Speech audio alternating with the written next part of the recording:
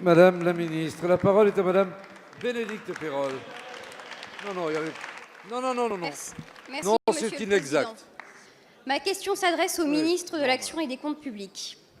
Monsieur le ministre, notre responsabilité politique est aujourd'hui plus que jamais environnementale. Elle est d'apporter, comme l'a rappelé le Président de la République, des décisions très concrètes en la matière. Des décisions concrètes, nous les retrouvons dans le projet de budget pour 2020 dont nous avons commencé à débattre hier soir. Je pense au verdissement de la fiscalité ou à l'augmentation inédite du budget transport. Je pense surtout à la transformation du CITE en prime pour les ménages les plus modestes, une promesse de campagne que tant de Français attendent. Notre responsabilité, elle est aussi d'informer sur ce que fait l'État et combien l'État dépense dans ce domaine. Le budget vert, souhaité par la majorité parlementaire, dont le gouvernement nous a présenté une esquisse, nous éclaire à raison. Si l'État dépense près de 35 milliards d'euros par an pour l'environnement, il en dépense presque autant, à savoir 25 milliards, pour des objectifs certes qui s'expliquent, mais aux effets contradictoires avec nos engagements environnementaux. Ces dépenses concernent pour l'essentiel des dépenses fiscales. Si chaque euro alloué doit désormais l'être au regard de son impact écologique, si chaque décision budgétaire doit être prise à la lumière de ses implications environnementales, notre budget doit être le reflet de la cohérence de notre action.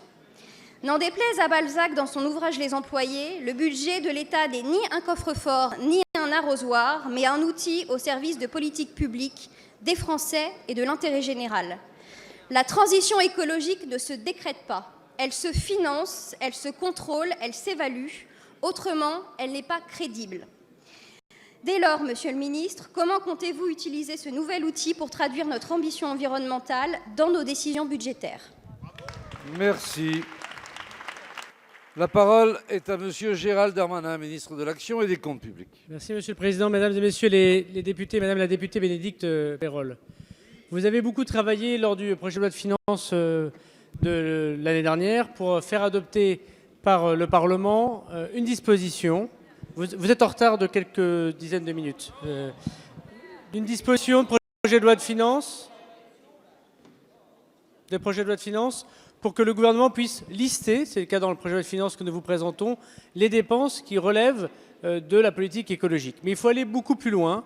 Et c'est pour cela qu'à votre demande, et à la demande, je crois, de la majorité parlementaire, avec la ministre Elisabeth Borne, nous avons demandé à nos inspections de présenter un rapport qui a été rendu public au Parlement, que chaque parlementaire a reçu, qui prévoit pour 2021 la façon dont nous présenterons en même temps que le budget comptable un budget vert, un green budgeting, qui est pour la première fois ce qu'une économie importante comme la France va présenter aux représentants de la nation.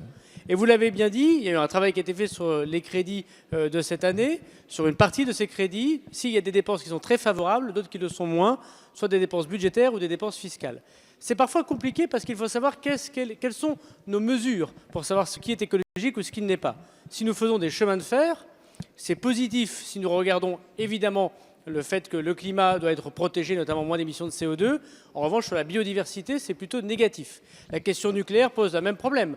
Évidemment économe en CO2, mais difficile de le qualifier positif pour l'environnement pour les déchets. Donc il faut passer par ce tamis de travail. Nous allons le faire avec les ONG, avec la représentation nationale, pour que dès 2021, sous votre impulsion, nous puissions présenter à la représentation nationale, sur toutes les politiques publiques, une lecture comptable et une lecture écologique. Merci, Monsieur le ministre.